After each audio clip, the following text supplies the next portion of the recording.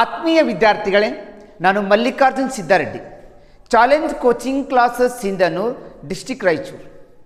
ಇವತ್ತು ನಾನು ನಿಮಗೆ ಜನವರಿ 18ರಂದು ನಡೀತಾ ಇರುವಂಥ ಜವಾಹರ್ ನವೋದಯ ವಿದ್ಯಾಲಯದಲ್ಲಿ ಬರ್ತಾ ಇರುವಂಥ ಕನ್ನಡ ವಿಷಯದಲ್ಲಿ ಬರ್ತಾ ಇರುವಂಥ ಭಾಷಾ ಜ್ಞಾನಕ್ಕೆ ಸಂಬಂಧಪಟ್ಟಿರುವಂಥ ವಿಡಿಯೋವನ್ನು ಮಾಡ್ತಾಯಿದ್ದೀನಿ.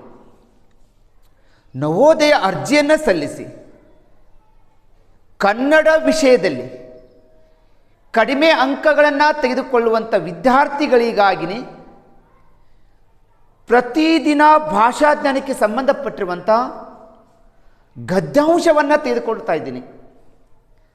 ಸಾಕಷ್ಟು ಜಿಲ್ಲೆಗಳಿಂದ ಪಾಲಕರ ಅಥವಾ ವಿದ್ಯಾರ್ಥಿಗಳ ಅಥವಾ ಶಿಕ್ಷಕರ ಫೋನ್ ಕರೆಯು ನಮ್ಮ ವಿದ್ಯಾರ್ಥಿಗಳು ಭಾಷಾಜ್ಞಾನ ವಿಷಯದಲ್ಲಿ ಅಥವಾ ಗದ್ಯಾಂಶಗಳಲ್ಲಿ ಕಡಿಮೆ ಅಂಕಗಳನ್ನು ತೆಗೆದುಕೊಳ್ಳುತ್ತಿದ್ದಾರೆ.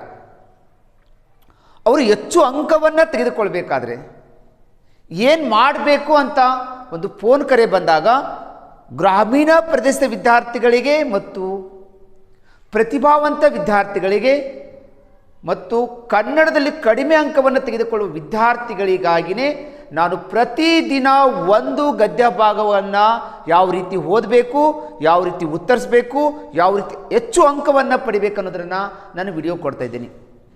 ದಯವಿಟ್ಟು ವಿದ್ಯಾರ್ಥಿಗಳು ನನ್ನ ಒಂದು ವಿಡಿಯೋವನ್ನು ಪ್ರಾರಂಭದಿಂದ ಕೊನೆಯವರೆಗೆ ಸ್ಕಿಪ್ ಮಾಡದೆ ನನ್ನ ಥರನೇ ಗದ್ಯಾಂಶವನ್ನು ಓದೋದು, ನನ್ನ ಥರನೇ ಗದ್ಯಾಂಶವನ್ನು ಹೇಳೋದು, ನನ್ನ ಥರನೇ ಪ್ರತಿ ಪ್ರಶ್ನೆಗಳನ್ನು ನೀವು ಉತ್ತರದನ್ನು ಕಲ್ಕೊಂಡ್ರೆ ಅಥವಾ ಪ್ರಾಕ್ಟೀಸ್ ಮಾಡಿದರೆ ನೀವು ಪರ್ಫೆಕ್ಟಾಗಿ ಗದ್ಯಾಂಶಗಳಲ್ಲಿ ಕೂಡ 20 ಪ್ರಶ್ನೆಗಳಿಗೆ ನೀವು 20 ಸರಿ ಉತ್ತರವನ್ನು ಉತ್ತರಿಸಿ 25 ಅಂಕವನ್ನು ಪಡಿಬೋದು. ದಯವಿಟ್ಟು ವಿದ್ಯಾರ್ಥಿಗಳು ಇವತ್ತಿನಿಂದಲೇ ಈಗಲೇ ನೀವು ಈ ಗದ್ಯಾಂಶವನ್ನು ಹೆಚ್ಚು ಹೆಚ್ಚು ಪ್ರಾಕ್ಟೀಸ್ ಮಾಡಿರಿ. ಪರ್ಫೆಕ್ಟ್ ಆದರೆ ಈಸಿಯಾಗಿ ನೀವು ಈ ಎಕ್ಸಾಮನ್ನು ಎದುರಿಸಿ ಕನ್ನಡ ವಿಷಯದಲ್ಲಿ ಕೂಡ ನೀವು ಹೆಚ್ಚು ಅಂಕವನ್ನು ಪಡಿಬೋದು.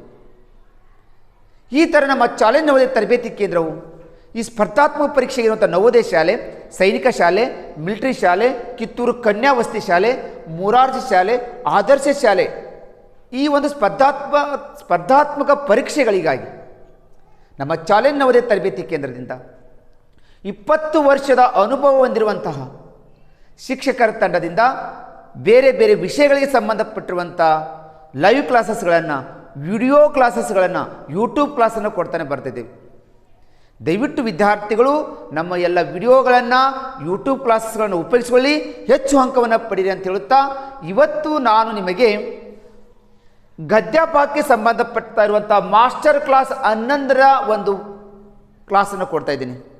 ದಯವಿಟ್ಟು ವಿದ್ಯಾರ್ಥಿಗಳು ನನ್ನ ಹಿಂದ್ಗಡೆ ನಡೆದಿರುವಂಥ ಮಾಸ್ಟರ್ ಕ್ಲಾಸ್ 1ರಿಂದ 10 ಕ್ಲಾಸಸ್ಗಳನ್ನು ನೀವು ನೋಡಿದ್ದೇ ಆದರೆ ಈಸಿಯಾಗಿ ನೀವು ಕನ್ನಡ ಇರ್ಬೋದು, ಆರ್ ಗಣಿತ ಇರ್ಬೋದು, ಆರ್ ಮೆಂಟಲ್ ಎಬಿಲಿಟಿ ಸಂಬಂಧಪಟ್ಟಿರುವಂಥ ವಿಡಿಯೋಗಳು ಸಿಗ್ತವೆ. ದಯವಿಟ್ಟು ನೀವು ಚಾಲೆಂಜ್ ಕೋಚಿಂಗ್ ಕ್ಲಾಸ್ ಅಂತ ಯೂಟ್ಯೂಬ್ನಲ್ಲಿ ಹೋಗಿ ನನ್ನ ಹಿಂದಗಡೆ ನಡೆದಿರುವಂಥ ಎಲ್ಲ ಕ್ಲಾಸ್ಗಳನ್ನು ನೀವು ಪದೇ ಪದೇ ನೋಡಿ ನೀವು ಪ್ರಾಕ್ಟೀಸ್ ಮಾಡಿ ಅಂತ ಹೇಳುತ್ತಾ ಇವತ್ತು ನಾನು ನಿಮಗೆ ಈ ಮಾಸ್ಟರ್ ಕ್ಲಾಸ್ 11ರಲ್ಲಿ ಮತ್ತೆ ಗದ್ಯ ಭಾಗವನ್ನು ತೆಗೆದುಕೊಂಡು ಬಂದಿದ್ದೀನಿ. ಗದ್ಯ ಭಾಗ ಏನು ಹೇಳ್ತಾ ಇದೆ ನೋಡ್ಕೊಡ್ರಿ.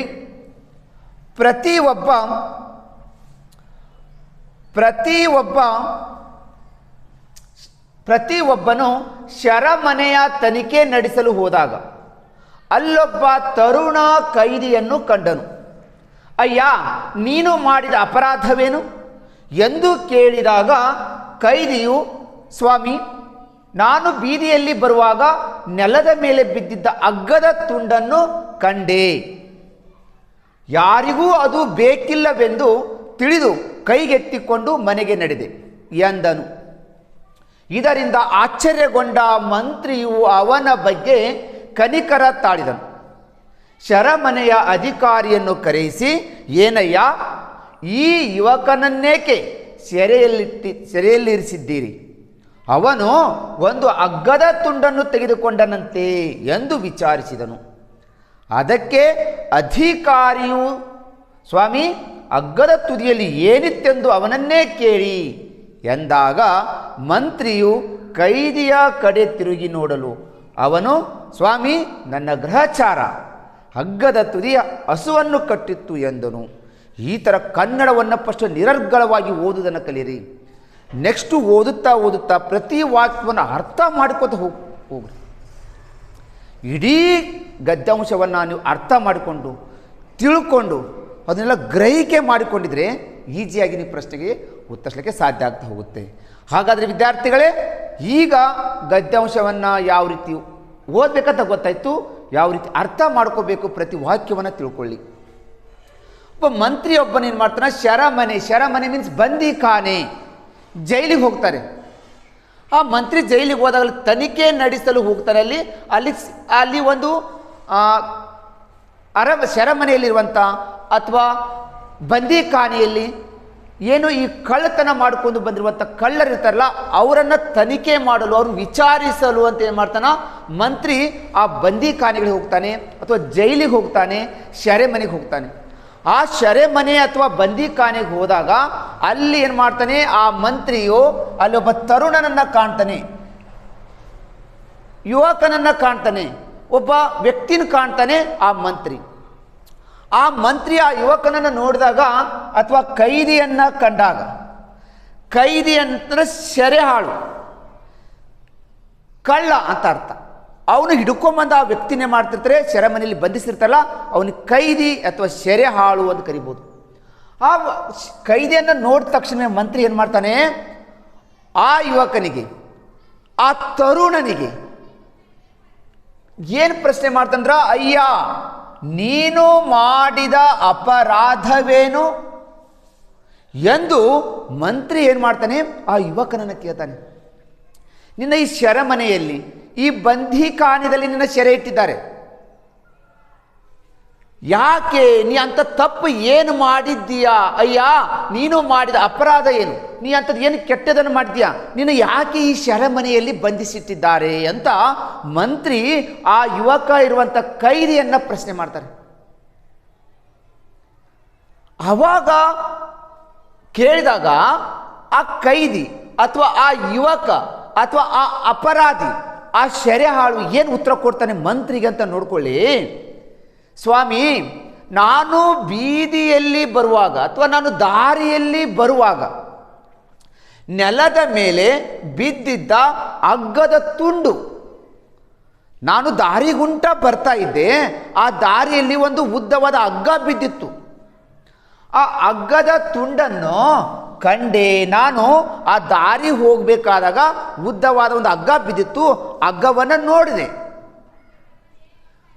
ಯಾರಿಗೂ ಅದು ಬೇಕಿಲ್ಲವೆಂದು ತಿಳಿದು ಕೈಗೆತ್ತಿಕೊಂಡು ಮನೆಗೆ ನಡೆದೆ ಅಂತ ಆ ಕೈದಿ ಇದ್ದಾನಲ್ವ, ಆ ಕಳ್ಳ ಇದ್ದಾನಲ್ಲ, ಆ ಸೆರೆಯಾಳು ಮಂತ್ರಿ ಮುಂದೆ ಹೇಳ್ತಾನೆ, ದಾರಿಯಲ್ಲಿ ಹೋಗಬೇಕಾದಾಗ ಒಂದು ಹಗ್ಗ ಬಿದ್ದಿತ್ತು, ಆ ಹಗ್ಗ ಯಾರಿಗೂ ಉಪಯೋಗಕ್ಕಿಲ್ಲ, ಅದು ಹಗ್ಗ ಯಾರ್ದು ಅಲ್ಲ ಅಂತ ತಿಳ್ಕೊಂಡು ಆ ಹಗ್ಗವನ್ನು ತೆಗೆದುಕೊಂಡು ನಾನು ನನ್ನ ಮನೆಗೆ ಹೋದೆ ಅಂತ ಆ ಮಂತ್ರಿಗೆ ಏನು ಮಾಡ್ತಾನೆ, ಕೈದಿ ಉತ್ತರಿಸ್ತಾನೆ.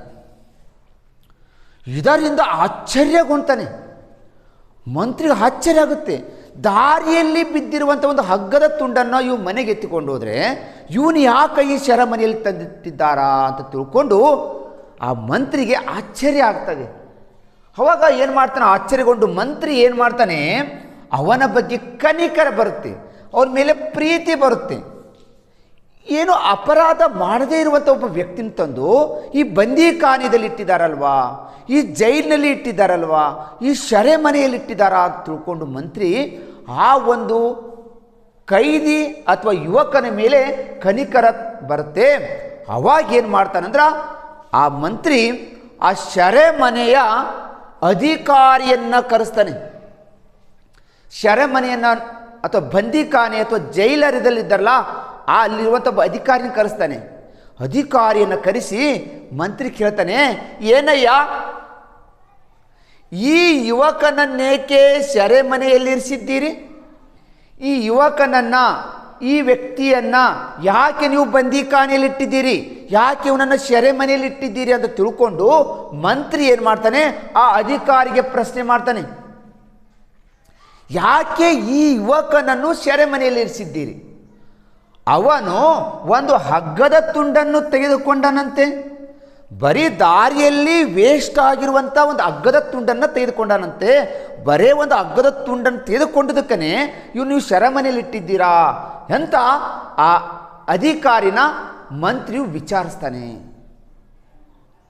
ಅದಕ್ಕೆ ಆ ಮಂತ್ರಿಗೆ ಆ ಜೈಲಿನಲ್ಲಿರುವಂಥ ಅಧಿಕಾರಿ ಉತ್ತರಿಸ್ತಾನೆ, ಸ್ವಾಮಿ ಮಂತ್ರಿಗಳೇ, ಆ ಕೈದಿ ಇದ್ದಾನಲ್ವಾ, ಆ ಯುವಕ ಇದ್ದಾನಲ್ವಾ, ಅವನು ತೆಗೆದುಕೊಂಡ ಹಗ್ಗದ ತುದಿಗೆ ಏನಿತ್ತು ಅಂತ ನೀವು ಅವನನ್ನೇ ಕೇಳಿ. ದಾರಿಯಲ್ಲಿ ಬಿದ್ದಿರುವಂಥ ಹಗ್ಗ ಇತ್ತಲ್ಲ, ಹಗ್ಗದ ತುದಿಗೆ ಏನಿತ್ತು ಅನ್ನೋದನ್ನು ನೀವು ಆ ಯುವಕನನ್ನು, ಆ ತರುಣನನ್ನು, ಆ ಕೈದಿಯನ್ನು ನೀವೇ ಕೇಳಿ ಅಂತ ತಿಳ್ಕೊಂಡು ಅಧಿಕಾರಿ ಏನು ಮಾಡ್ತಾನೆ, ಮಂತ್ರಿ ಕೇಳ್ತಾನೆ. ಎಂದಾಗ ಮಂತ್ರಿಯು ಕೈದಿಯ ಕಡೆಗೆ ತಿರುಗ್ತಾನೆ. ಮಂತ್ರಿ ಆ ಯುವಕನನ್ನು ನೋಡ್ತಾನೆ, ಆ ಕೈದಿ ಕಡೆ ನೋಡ್ತಾನೆ. ನೋಡ್ಕೊಂಡು ಕೇಳ್ತಾನೆ. ನೋಡಿದಾಗ ಅವಾಗ ಹೇಳ್ತಾನೆ ಆ ಕೈದಿ, ಆ ಯುವಕ, ಸ್ವಾಮಿ ನನ್ನ ಗ್ರಹಚಾರ ಅಂದ್ರೆ ದುರಾದೃಷ್ಟ ಅಂತೆ. ನನ್ನ ದುರಾದೃಷ್ಟಕ್ಕೆ ಹಗ್ಗದ ತುದಿಗೆ ಒಂದು ಹಸುವನ್ನು ಕಟ್ಟಿದ್ರು ಅಂತ ಆ ಮಂತ್ರಿಗೆ ಏನು ಮಾಡ್ತಾನೆ, ಆ ಯುವಕ, ಆ ತರುಣ, ಆ ಕೈದಿ ಹೇಳ್ತಾನೆ, ಗ್ರಹಚಾರ ನನ್ನ ದುರಾದೃಷ್ಟಕ್ಕೆ ಆ ಹಗ್ಗದ ತುದಿಗೆ ಒಂದು ಹಸುವನ್ನು ಕಟ್ಟಿದ್ರು ಅಂತ ಹೇಳ್ತಾನೆ. ಅಂದರೆ ತಿಳ್ಕೊಳ್ರಿ, ಈ ಒಬ್ಬ ಯುವಕ ಎಂಥ ಕಿಲಾಡಿ ಇರ್ಬೋದು, ಎಂಥ ತುಂಟ ಇರ್ಬೋದು, ಎಂಥ ಕಿಡಿಗೇಡಿ ಇರ್ಬೋದು. ಇವನು ಬರೀ ಹಗ್ಗದ ತುಂಡನ್ನು ತೆಗೆದುಕೊಂಡಿಲ್ಲ, ಹಗ್ಗದ ತುದಿಗೆ ಒಂದು ಆಕಳನ್ನು ಕಟ್ಟಿತ್ತು, ಒಂದು ಹಸುವನ್ನು ಕಟ್ಟಿತ್ತು. ಹಸುವನ್ನು ತೆಗೆದುಕೊಂಡು ಹೋಗಿದ್ದಾನೆ, ಅವನು ಕಳ್ಳತನ ಮಾಡಿದ್ದಾನೆ. ಯಾರೋ ಅಲ್ಲಿ ಒಬ್ಬ ವ್ಯಕ್ತಿ ತನ್ನ ಹಸುವನ್ನು ಏನು ಮಾಡಿದ್ರು, ಅಲ್ಲಿ ಮೇವನ್ನು ಮೈಲಿಕ್ಕಂತ ಕಟ್ಟಿದ್ರು. ಆ ಹಸುವನ್ನು ಈ ಒಂದು ಯುವಕ ಅಥವಾ ಈ ತರುಣ ತೆಗೆದುಕೊಂಡು ಹೋಗಿದ್ದಾನಪ್ಪ ಅಂದ್ರೆ ಇವೊಬ್ಬ ಕಳ್ಳತನ ಮಾಡಿದ ಸಲುವಾಗಿಯೇ ಅವನ ಕಳ್ಳನನ್ನು ಹಿಡ್ಕೊಂಡ್ಬಂದು ಅವನ ಸೆರೆಮನೆ ಅಥವಾ ಬಂದಿಖಾನೆಯಲ್ಲಿ ಸೆರೆ ಇಟ್ಟಿದ್ದಾರೆ ಅನ್ನೋದು ಈ ಗದ್ಯವಂಶ ಹೇಳ್ತಾ ಇದೆ. ಎಷ್ಟು ಚೆನ್ನಾಗಿದೆ, ಎಷ್ಟು ಈ ಕತೆ, ಈ ಗದ್ಯವಂಶ ಮಾರ್ಮಿಕವಾಗಿದೆ. ಕಥೆಯಿಂದ ಏನಾದರೂ ನಾವು ತಿಳಿದುಕೊಳ್ಬೋದಲ್ವ? ಈ ಕಥೆ ನಮಗೆ ಏನನ್ನು ತಿಳಿಸ್ತಾ ಇದೆ, ಈ ಗದ್ಯ ಎದ್ರ ಬಗ್ಗೆ ಹೇಳ್ತಾ ಇದೆ ಅನ್ನೋದನ್ನು ನಮ್ಗೆ ಇಡೀ ಕತೆ ತಿರುಳು ನೆನಪಾದರೆ ಕೆಳಗಡೆ ಇರುವಂಥ ಎಲ್ಲ ಪ್ರಶ್ನೆಗೂ ನಾವು ಸರಿ ಉತ್ತರಿಸ್ಬೋದು. ಈ ಥರ ವಿದ್ಯಾರ್ಥಿಗಳು ಗದ್ಯಾಂಶವನ್ನು ಓದಿದ ಮೇಲೆ ಕೆಳಗಿನ ಒಂದೊಂದು ಪ್ರಶ್ನೆಗಳನ್ನು ಉತ್ತರಿಸಬೇಕು. ಒಂದೊಂದು ಪ್ರಶ್ನೆಗಳನ್ನು ಉತ್ತರಿಸೋದಕ್ಕಿಂತ ಮುಂಚೆ ಆ ಪ್ರಶ್ನೆಗೆ ಉತ್ತರ ಗದ್ಯಾಂಶದಲ್ಲಿ ಎಲ್ಲಿ ಬರುತ್ತೋ, ಯಾವ ಜಾಗದಲ್ಲಿ ಬರುತ್ತೋ ಹುಡುಕಾಡಿ ಯೋಚನೆ ಮಾಡಿಕೊಂಡು 4 ಆಯ್ಕೆಗಳಲ್ಲಿ ಯಾವ ಆಯ್ಕೆ ತಪ್ಪಾಗುತ್ತೆ ಅನ್ನೋದನ್ನು ತೆಗೆದ್ರೆ ನಮಗೆ ಸರಿಯಾದ ಉತ್ತರ ಸಿಗ್ತಾ ಹೋಗುತ್ತೆ. ಹಾಗಾದರೆ ವಿದ್ಯಾರ್ಥಿಗಳೇ, ಈ ಒಂದು ಕಥೆಯನ್ನು, ಈ ಗದ್ಯಾಂಶವನ್ನು ಸರಿಯಾಗಿ ಓದಿಕೊಂಡೇವಿ, ಅರ್ಥ ಮಾಡಿಕೊಂಡೇವಿ, ಗ್ರಹಿಕೆ ಮಾಡಿಕೊಂಡ್ರೆ ಈಗ ನಾವು ಒಂದೊಂದು ಪ್ರಶ್ನೆಗೆ ಉತ್ತರಿಸ್ತಾ ಹೋಗೋಣ. ಈಗ ಮೊದಲನೇ ಪ್ರಶ್ನೆ ಕೊಡ್ತಾ ಇದ್ದೀನಿ, ಪ್ರಶ್ನೆ ಸಂಖ್ಯೆ 1. 1ನೇ ಪ್ರಶ್ನೆ ನೋಡ್ರಿ, ಮಂತ್ರಿಯು ತರುಣ ಕೈದಿಯನ್ನು ಕಂಡದ್ದು ಎಲ್ಲಿ? ಮಂತ್ರಿ ಇದ್ದಾನಲ್ವಾ, ಆ ತರುಣ ಅಥವಾ ಕೈದಿಯನ್ನು ಎಲ್ಲಿ ಕಂಡ ಅಂತ ಪ್ರಶ್ನೆ 1. ಸೆರೆಮನೆಯ ತನಿಖೆಗೆ ಹೋದಾಗ, ಬಂದಿಖಾನೆ ಆ ಜೈಲಿನಲ್ಲಿ ಆ ವ್ಯಕ್ತಿಯನ್ನು ವಿಚಾರ ಮಾಡೋಕ್ಕೆ ಹೋದಾಗ ಆ ಕೈದಿಯನ್ನು ಕಂಡ. ಇದು ಸರಿ ಆಗ್ತಾ ಇದೆ ಅನ್ನೋದಾಗಿದ್ರೆ 2ನೇ ಆಯ್ಕೆ ಬರ್ತಾ ಇದ್ದೀನಿ. ಮಂತ್ರಿಯು ತರುಣ ಕೈದಿಯನ್ನು ಬೀದಿಯಲ್ಲಿ ಹೋಗುತ್ತಿದ್ದಾಗ, ಮಂತ್ರಿ ದಾರಿಗುಂಟ ನಡ್ಕೋತ ಹೊಂಟಾಗ ಕೈದಿನ ಕಂಡಂತ ಗದ್ಯದಲ್ಲಿ ಕೊಟ್ಟಿಲ್ಲ ಅಂದರೆ ಇದು ತಪ್ಪು. ಮಂತ್ರಿಯು ತರುಣ ಕೈದಿಯನ್ನು ಕಂಡದ್ದು, ತರುಣನು ಹಸುವನ್ನು ಕದ್ದುಕೊಂಡು ಹೋಗುತ್ತಿದ್ದಾಗ, ಆ ಹಸುವನ್ನು ಕದ್ದುಕೊಂಡು ಹೋಗ್ತಿದ್ದಂಥ ಕಳ್ಳ ಅಥವಾ ಕೈದಿ ಅಥವಾ ತರುಣ ಅವಾಗ ಮಂತ್ರಿ ನೋಡ್ಯಾನಂತ ಗದ್ಯಭಾಗದಲ್ಲಿ ಕೊಟ್ಟಿಲ್ಲ, ಇದು ತಪ್ಪು. 4ನೇ ಆಯ್ಕೆ, ತರುಣನು ಬಿದ್ದಿದ್ದ ಹಗ್ಗದ ತುಂಡನ್ನು ಎತ್ತಿಕೊಳ್ಳುತ್ತಿದ್ದಾಗ ಆ ಮಂತ್ರಿ ಆ ಕೈದಿಯನ್ನು ನೋಡಿದ್ನ ಅಂತ ಕೊಟ್ಟಿದ್ದಾರಾ, ಇದು ಗದ್ಯಭಾಗದಲ್ಲಿ ಕೊಟ್ಟಿಲ್ಲ. ಅಂದರೆ 2ನೇ ಆಯ್ಕೆ, 3ನೇ ಆಯ್ಕೆ, 4ನೇ ಆಯ್ಕೆ ತಪ್ಪು. ಹಾಗಾದ್ರೆ ಈಗ 1ನೇ ಆಯ್ಕೆನೇ ಸರಿ ಆಗ್ತಾ ಇದೆ. ಅಂದರೆ ಮಂತ್ರಿಯು ತರುಣ ಕೈದಿಯನ್ನು ಕಂಡದ್ದು ಸೆರೆಮನೆಯ ತನಿಖೆಗೆ ಹೋದಾಗ ಅಂತ ಗದ್ಯ ಭಾಗದಲ್ಲಿ ಮೊದಲನೇ ಲೈನ್ದಲ್ಲೇ ಕೊಟ್ಟಿದ್ದಾನೆ. ವಾಪಸ್ಸು ವಿದ್ಯಾರ್ಥಿಗಳು ಗದ್ಯ ಭಾಗದಲ್ಲಿ ಹೋಗಿ ಅಲ್ಲಿ ಎಲ್ಲಿ ಈ ಪ್ರಶ್ನೆಗೆ ಉತ್ತರ ಸಿಗುತ್ತೋ ಅಂತ ಹುಡುಕಾಡಿದಾಗ ಮಾತ್ರ ನೀವು ಪರ್ಫೆಕ್ಟಾಗಿ ನೀವು ಅಂಕವನ್ನು ಪಡಲಿಕ್ಕೆ ಸಾಧ್ಯ ಆಗ್ತಾ ಹೋಗುತ್ತೆ. ವಿದ್ಯಾರ್ಥಿಗಳು ಈ ಥರ ನೀವು ಯೋಚನೆ ಮಾಡಿ ಉತ್ತರಿಸಿದೆ ಆಗಿದ್ದರೆ ಗದ್ಯ ಭಾಗದಲ್ಲಿನೂ ಕೂಡ ನೀವು ಅತಿ ಹೆಚ್ಚು ಅಂಕವನ್ನು ಪಡೆದುಕೊಳ್ಬೋದು, ನೀವು ಜವಾಹರ್ ನವೋದಯ ಶಾಲೆಗೆ ಆಯ್ಕೆ ಆಗ್ಬೋದು ಅಂತ ಹೇಳ್ತಾ ಇದ್ದೀನಿ. ಓಕೆ ವಿದ್ಯಾರ್ಥಿಗಳೇ, ಈ ಪ್ರಶ್ನೆಗೆ ನೀವು ಸರಿ ಉತ್ತರ ಕೊಡ್ತೀರಿ ಅಂತ ಹೇಳ್ಕೊಳ್ತಾ ನೆಕ್ಸ್ಟ್ ಪ್ರಶ್ನೆ ಕೊಡ್ತಾ ಇದ್ದೀನಿ. ಪ್ರಶ್ನೆ ಸಂಖ್ಯೆ ಎರಡನೇ ಪ್ರಶ್ನೆ ನೋಡ್ರಿ. ಕೈದಿಯ ಮೊದಲ ಉತ್ತರವನ್ನು ಕೇಳಿದ ಮಂತ್ರಿಯು, ಆ ಯುವಕ ಅಥವಾ ತರುಣ ಹಸುವನ್ನು ಕದ್ದಿರುವಂಥ ಒಬ್ಬ ಕೈದಿಯ ಮೊದಲ ಉತ್ತರವನ್ನು ಕೇಳಿದ ಮಂತ್ರಿಗೆ ಏನಾಯಿತು? ಕೋಪಗೊಂಡನು, ಮೋಜುಗೊಂಡನು, ಉದ್ವೇಗಗೊಂಡನು, ಆಶ್ಚರ್ಯಗೊಂಡನು ಅಂತ ಕೇಳ್ತಾ ಇದ್ದಾನೆ. ಓಕೆ ವಿದ್ಯಾರ್ಥಿಗಳೇ, ಈ ಪ್ರಶ್ನೆಗೆ ನೀವು ಉತ್ತರವನ್ನು ಕಮೆಂಟ್ ಬಾಕ್ಸಲ್ಲಿ ಕಮೆಂಟನ್ನು ಮಾಡಿ. ಈ ತರಹದ ಪ್ರಶ್ನೆಗಳು ಬಂದಾಗ ವಿದ್ಯಾರ್ಥಿಗಳು ಲಕ್ಷ್ಯ ಕೊಟ್ಟು ಯೋಚನೆ ಮಾಡಿ ಉತ್ತರಿಸನ್ನು ಕಲ್ಕೋಬೇಕು. ಈ ಗದ್ಯಾಂಶದಲ್ಲಿ ಆ ಮಂತ್ರಿ ಆ ಕೈದಿ ನೋಡಿದಾಗ ಅವನಿಗೆ ಏನಾಗ್ತಾ ಇದೆ ಅಂತ 4 ಆಯ್ಕೆ ಕೊಟ್ಟಿದಾಗ ಈ ಥರ ವ್ಯಕ್ತಿಯ ಗುಣಗಳು ಗೊತ್ತಾಗಬೇಕಾದ್ರೆ ಕಥೆಯನ್ನು ಅದರಲ್ಲಿ ಯಾವ ಥರ ನಿಮಗೆ ಕೋಪ ಬರುತ್ತೋ, ಆಶ್ಚರ್ಯ ಬರುತ್ತೋ, ರೋಮಾಂಚನ ಬರುತ್ತೋ, ಮೋಜು ಬರುತ್ತೋ, ಉದ್ವೇಗ ಬರುತ್ತೋ ಇದೆ ಅನ್ನೋದನ್ನು ಅಲ್ಲಿ ವ್ಯಕ್ತಿಯ ಗುಣಗಳ ಮೇಲೆ ಗೊತ್ತಾಗ್ತಾ ಹೋಗುತ್ತೆ.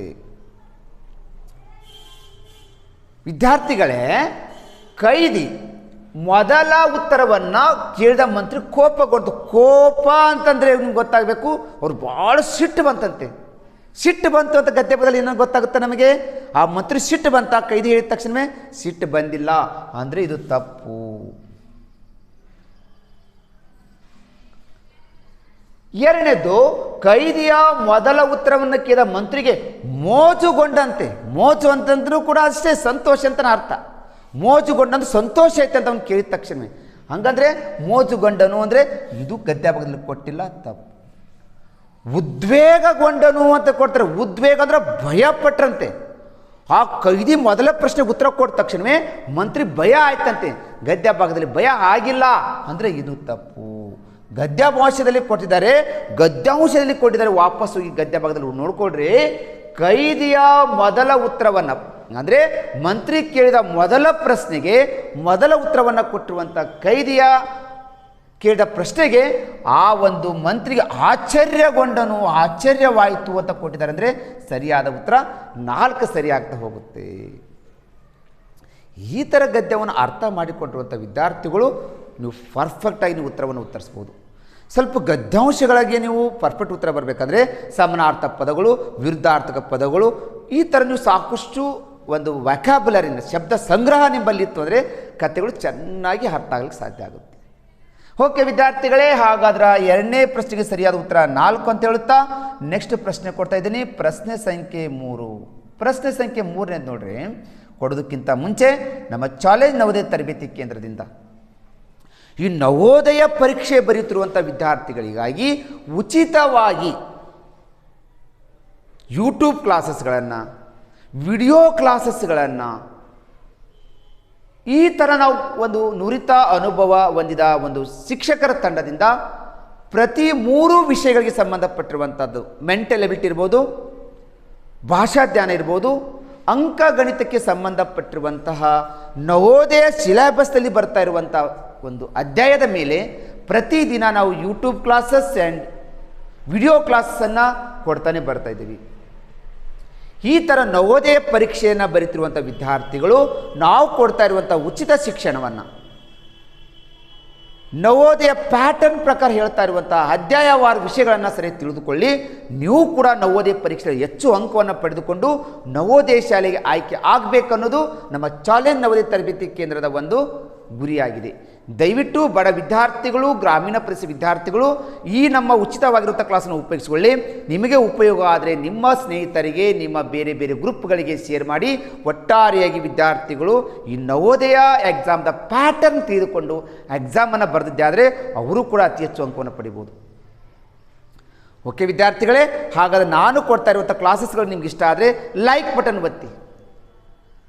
ನನ್ನ ಕ್ಲಾಸಸ್ಗಳು ನಿಮ್ಗೆ ಉಪಯೋಗ ಆಗ್ತಾ ಇದ್ದರೆ ಕಮೆಂಟನ್ನು ಮಾಡಿ. ನನ್ನ ಕ್ಲಾಸಸ್ಗಳು ನಿಮಗೆ ಉಪಯೋಗ ಆಗ್ತಾ ಇದ್ದರೆ ಇದೇ ಥರ 5ನೇ ತರಗತಿ ಓದುತ್ತಿರುವಂಥ ಎಲ್ಲ ವಿದ್ಯಾರ್ಥಿಗಳಿಗೆ ನಮ್ಮ ವಿಡಿಯೋಗಳನ್ನು ಶೇರ್ ಮಾಡಿರಿ ಅಂತ ಹೇಳುತ್ತಾ, ಈ ಥರ ನಿಮಗೆ ನಮ್ಮ ಕ್ಲಾಸಸ್ಗಳು ಅನುಕೂಲ ಆಗ್ತಾ ಇದ್ದಾವೆ ಅಂದರೆ ಎಲ್ಲ ವಿಷಯಕ್ಕೆ ಸಂಬಂಧಪಟ್ಟಂಥ ವಿಡಿಯೋಗಳನ್ನು ಕೊಡಲಿಕ್ಕೆ ನಮ್ಮ ಟೀಮ್ ರೆಡಿಯಾಗಿದೆ ಅಂತ ಹೇಳುತ್ತಾ, ನೆಕ್ಸ್ಟ್ ಪ್ರಶ್ನೆ ಸಂಖ್ಯೆ 3ನೇದು ಬರ್ತಾ ಇದ್ದೀನಿ. ಪ್ರಶ್ನೆ ಸಂಖ್ಯೆ 3ನೇದು ನೋಡ್ಕೊಳ್ಳಿ. ಮಂತ್ರಿಯು ಅಧಿಕಾರಿಯನ್ನು ಕೇಳಿದ್ದೇನೆಂದರೆ, ಆ ಒಂದು ಸೆರೆಮನೆಗೆ ಅಥವಾ ಬಂದಿಖಾನೆಗೆ ಬಂದಿರುವಂಥ ಮಂತ್ರಿ ಆ ಜೈಲಿನಲ್ಲಿರುವಂಥ ಅಧಿಕಾರಿಗೆ ಕೇಳ್ತಾನ. ಏನು ಕೇಳ್ತಾನ ಅಂತ ಅನ್ನೋದನ್ನು ನೀವು ಒಂದೊಂದು ಆಯ್ಕೆ ನೋಡ್ಕೊತ ಹೋಗ್ರಿ. ಇವು ಕೂಡ ಒಟ್ಟು 5 ಪ್ರಶ್ನೆಗಳಲ್ಲಿ 5ಕ್ಕೆ 5 ಪ್ರಶ್ನೆಗಳು ಗದ್ಯಾಂಶಕ್ಕೆ ಸಂಬಂಧಪಟ್ಟಿರುವಂಥ ಪ್ರಶ್ನೆಗಳಾಗಿರ್ತವೆ. ಒಂದು 3 ಪ್ರಶ್ನೆಗಳು ಮಾತ್ರ ಕ್ಲಿಷ್ಟಕರಿರ್ತವೆ.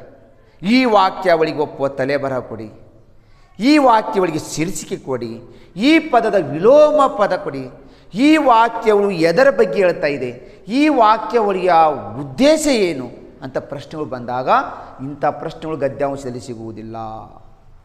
ಕಥೆಯನ್ನು ಅರ್ಥ ಮಾಡಿಕೊಂಡ ವಿದ್ಯಾರ್ಥಿಗಳು ಮಾತ್ರ ಈ ಪ್ರಶ್ನೆಗೆ ಉತ್ತರಿಸಲಿಕ್ಕೆ ಸಾಧ್ಯ ಆಗುತ್ತೆ. ಮಂತ್ರಿಯು ಅಧಿಕಾರಿಯನ್ನು ಕೇಳಿದ್ದಾನೆ ಎಂದರೆ ತರುಣನನ್ನು ಸೆರೆ ಹಿಡಿದಿದ್ದು ನ್ಯಾಯವೇ? ಈ ತರುಣ, ಈ ಯುವಕ ದಾರಿಯಲ್ಲಿ ಬಿದ್ದಿರುವಾದ ಹಗ್ಗದ ತುಂಡನ್ನು ತೆಗೆದುಕೊಂಡು ಹೋಗಿದ್ದಾನೆ. ಯಾರಿಗೂ ಉಪಯೋಗವಾಗದ ಹಗ್ಗದ ತುಂಡನ್ನು ತೆಗೆದುಕೊಂಡು ಹೋಗಿನಂತ ಯುವಕ ಹೇಳ್ತಾ ಇದ್ದಾನ. ಬರೀ ಹಗ್ಗದ ತುಂಡನ್ನು ತೆಗೆದುಕೊಂಡು ಹೋಗಿದ್ದಕ್ಕೆ ನೀವು ಅವನ ಸೆರೆಮನೆಯಲ್ಲಿ ಇಟ್ಟಿದ್ದೀರಿ, ನೀವು ಬಂದಿಖಾನೆಯಲ್ಲಿ ಇಟ್ಟಿದ್ದೀರಿ, ಇದು ಸರಿನೇ ಅಂತ ಪ್ರಶ್ನೆ ಮಾಡ್ತಾನಂತ. ತರುಣನನ್ನು ಸೆರೆ ಹಿಡಿದಿದ್ದು ನ್ಯಾಯವೇ? ಇದು ಆಗ್ಬಹುದು, ಗದ್ಯ ಭಾಗದಲ್ಲಿ ಕೊಟ್ಟಿದ್ದಾರೆ. ಹಾಗಾದ್ರೆ 2ನೇದು ನೋಡ್ರಿ. ಮಂತ್ರಿಯು ಅಧಿಕಾರಿಯನ್ನು ಕೇಳಿದ್ದಾನೆಂದರೆ ಆ ಹಗ್ಗದ ತುಂಡು ತರುಣನದ್ದೇ ಅಂತ ಏನಾದರೂ ಗದ್ಯ ಭಾಗ ಕೇಳಿದಾನ? ತರುಣನದ್ದೇ ಅಂತ ಕೇಳಿಲ್ಲ. ಅಧಿಕಾರಿ ಅನ್ನೋದು ಇದು ತಪ್ಪು. ಮಂತ್ರಿಯು ಅಧಿಕಾರಿಯನ್ನು ಏನು ಕೇಳಿದಂದ್ರೆ ತರುಣನನ್ನು ಬಿಟ್ಟು ಬಿಡ್ರಿ, ಬಂದಿಖಾನೆಯಿಂದ ಸೆರೆಮನೆಯಿಂದ ಬಿಟ್ಟು ಬಿಡಿ ಅಂತ ಏನಾದರೂ ಅಧಿಕಾರಿ ಕೇಳಿದ್ನಾ? ಗದ್ಯ ಭಾಗದಲ್ಲಿ ಇದನ್ನು ಕೊಟ್ಟಿಲ್ಲ, ಇದ್ರ ಬಗ್ಗೆ ಹೇಳಿಲ್ಲ ಅಂದರೆ ಇದು ಆಗುವುದಿಲ್ಲ. ಹಗ್ಗಕ್ಕೆ ಹಸುವನ್ನು ಕಟ್ಟಿತ್ತೇ ಅಂತ ಮಂತ್ರಿ ಅಧಿಕಾರಿನ ಏನಾದರೂ ಕೇಳಿದ್ನಾ? ಇಲ್ಲ. ಮಂತ್ರಿ ಅಧಿಕಾರಿಗೆ ಆ ಹಗ್ಗದ ತುಂಡಿಗೆ ಹಸುವಂತ ಏನು ಕಟ್ಟಿತ್ತು ಅಂತ ಕೇಳಿಲ್ಲ ಅಂದ್ರೆ ಇದು ತಪ್ಪು. 2ನೇ ಆಯ್ಕೆ, 3ನೇ ಆಯ್ಕೆ, 4ನೇ ಆಯ್ಕೆ ಆಗುವುದಿಲ್ಲ ಅಂದ್ರೆ 1ನೇ ಆಯ್ಕೆ ಆಗಲೇಬೇಕಲ್ವಾ? ಮತ್ತೊಂದು ಬಾರಿ ನೀವು ಈ ಪ್ರಶ್ನೆಗೆ ಸಂಬಂಧಿಸಿದ್ದನ್ನು ಗದ್ಯಾಂಶದಲ್ಲಿ ಹೋಗಿ ಆ ಗದ್ಯ ಭಾಗದಲ್ಲಿ ಎಲ್ಲಿ ಹೇಳ್ತಾ ಇದೆಯೋ ಆ ಲೈನನ್ನು ಹುಡುಕಾಡ್ರಿ, ನಿಮ್ಗೆ ಉತ್ತರ ಸಿಗುತ್ತೆ. ಮಂತ್ರಿಯು ಅಧಿಕಾರಿಯನ್ನು ಕೇಳಿದ್ದಾನೆಂದರೆ ತರುಣನನ್ನು ಸೆರೆ ಹಿಡಿದಿದ್ದು ನ್ಯಾಯವೇ ಅಂತ ಆ ಮಂತ್ರಿ ಏನು ಮಾಡ್ತಾನೆ? ಅಧಿಕಾರಿಗೆ ಕೇಳ್ತಾ ಇದ್ದಾರಂತ ಗದ್ಯ ಭಾಗದಲ್ಲಿ ಕೊಟ್ಟಿರೋದ್ರಿಂದ ಸರಿಯಾದ ಉತ್ತರ 3ನೇ ಪ್ರಶ್ನೆಗೆ 1ನೇ ಆಯ್ಕೆ ಸರಿಯಾಗ್ತಾ ಹೋಗುತ್ತೆ. ಹಾಗಾದರೆ ವಿದ್ಯಾರ್ಥಿಗಳೇ, 3 ಪ್ರಶ್ನೆಗಳು ನಿಮ್ಗೆ ಚೆನ್ನಾಗಿ ಅರ್ಥ ಆಯಿತು ಅಂದ್ಕೊಳ್ತಾ ಇದ್ದೀನಿ. ಈ ಥರ ನಾನು ನಿಮಗೆ ಪ್ರತಿದಿನ ನಾನು ಕನ್ನಡ, ಮೆಂಟಲ್ ಎಬಿಲಿಟಿ ಮತ್ತು ಮ್ಯಾಥಮೆಟಿಕ್ಸ್ಗೆ ಸಂಬಂಧಪಟ್ಟುವಂಥ ಪ್ರತಿದಿನ ನಿಮಗೆ live classes and video classes and YouTube ಕ್ಲಾಸನ್ನು ಕೊಡ್ತಾ ಇದ್ದೀನಿ. ದಯವಿಟ್ಟು ಎಲ್ಲರೂ ಉಪಯೋಗಿಸೋಳ್ರಿ. ನನ್ನ ಕ್ಲಾಸಸ್ ಇಷ್ಟವಾಗಿದ್ದರೆ ನಾವು ನಿಮಗೆ ಯಾವುದೇ ಫೀಸನ್ನು ತೆಗೆದುಕೊಳ್ಳುವುದಿಲ್ಲ, ಯಾವುದೇ ಗುರುದಕ್ಷಿಣೆ ತೆಗೆದುಕೊಳ್ಳಲ್ಲ. ನಾನು ನನ್ನ ಖುಷಿಗಾಗಿ ನಾನು ನಿಮ್ಗೆ ಕೇಳ್ತಾ ಇರೋದು, ಕೇವಲ ನನ್ನ ಕ್ಲಾಸಸ್ ಇಷ್ಟವಾದರೆ ಲೈಕ್ ಬಟನನ್ನು ಪದೇ ಪದೇ ಒತ್ತಿದರೆ ನೀವು ಈಸಿಯಾಗಿ ಹೆಚ್ಚು ನನಗೆ ಲೈಕ್ ಬಟನ್ಸ್ಗಳು ಬಂದರೆ ನನ್ನ ಕ್ಲಾಸಸ್ಗಳು ನಿಮ್ಗೆ ಇಷ್ಟ ಆಗ್ತಾ ಇದೆ ಅಂತ ಅಂದ್ಕೊಳ್ಳುತ್ತಾ ನೆಕ್ಸ್ಟ್ ಪ್ರಶ್ನೆ ಕೊಡ್ತಾ ಇದ್ದೀನಿ. ಪ್ರಶ್ನೆ ಸಂಖ್ಯೆ 4. 4ನೇ ಪ್ರಶ್ನೆ ನೋಡಿಕೊಡ್ರಿ. ತರುಣನು ಹಗ್ಗದ ತುಂಡನ್ನು ಎತ್ತಿಕೊಂಡಿದ್ದು ಏಕೆ? ಆ ಯುವಕ, ಆ ಕೈದಿ, ಆ ತರುಣ ದಾರಿಯಲ್ಲಿ ಬಿದ್ದಿರುವಂಥ ಹಗ್ಗದ ತುಂಡನ್ನು ಯಾಕೆ ಎತ್ತಿಕೊಂಡ? ಅದನ್ನ ಯಾಕೆ ತೆಗೆದುಕೊಂಡು ಮನೆಗೆ ಹೋದ ಅಂತ ಪ್ರಶ್ನೆ ಕೊಡ್ತಾ ಇದ್ದಾರೆ. 1ನೇ ಪ್ರಶ್ನೆ, ಅವನ ಹಸುವನ್ನು ಕಟ್ಟಲು ಅದು ಅವನಿಗೆ ಬೇಕಂತೆ. ಅವನ ಮನೇಲಿ ಹಸು ಇತ್ತಂತೆ, ಹಸು ಕಟ್ಟಕ್ಕೆ ಹಗ್ಗ ತೆಗೆದುಕೊಂಡು ಹೋದ್ನಾ ಅಂತ ಗದ್ಯ ಬದಲು ಕೊಟ್ಟಿದ್ದಾರಾ ಅಂದರೆ ಇದು ತಪ್ಪು, ಹಂಗೆ ಕೊಟ್ಟೇ ಇಲ್ಲ. ಅದು ಅವನಿಗೆ ತುಂಬ ಇಷ್ಟವಾಯಿತು. ದಾರಿಯಲ್ಲಿ ಬಿದ್ದಿರುವಂಥ ಹಗ್ಗದ ತುಂಡು ಆ ಯುವಕನಿಗೆ, ಆ ತರುಣನಿಗೆ ಇಷ್ಟ ಆಯಿತು ಅಂತ, ಇಷ್ಟವಾಯಿತು, ಅದಕ್ಕೆ ತೆಗೆದುಕೊಂಡು ಹೋಗ್ಯಾನಂತ ಗದ್ಯ ಭಾಗದಲ್ಲಿ ಹೇಳಿಲ್ಲ, ಇದು ತಪ್ಪು. ಅದಕ್ಕೊಂದು ಹಸು ಕಟ್ಟಿತ್ತು. ದಾರಿಯಲ್ಲಿ ಬಿದ್ದಿರುವಂಥ ಹಗ್ಗದ ತುಂಡಿನ ತುದಿಗೆ ಒಂದು ಹಸು ಕಟ್ಟಿತ್ತು. ಆ ಹಸುವನ್ನು ಕಳುವು ಮಾಡಬೇಕು, ಹಸುವನ್ನು ತೆಗೆದುಕೊಂಡು ಹೋಗಬೇಕು ಅಂತ ಅವನ ಒಂದು ತರುಣನ ಗುರಿಯಾಗಿತ್ತು ಅನ್ನೋದು ಈ ಗದ್ಯ ಭಾಗ ಹೇಳ್ತಾ ಇದೆ. ಇದು ಉತ್ತರ ಆಗ್ಬೋದು.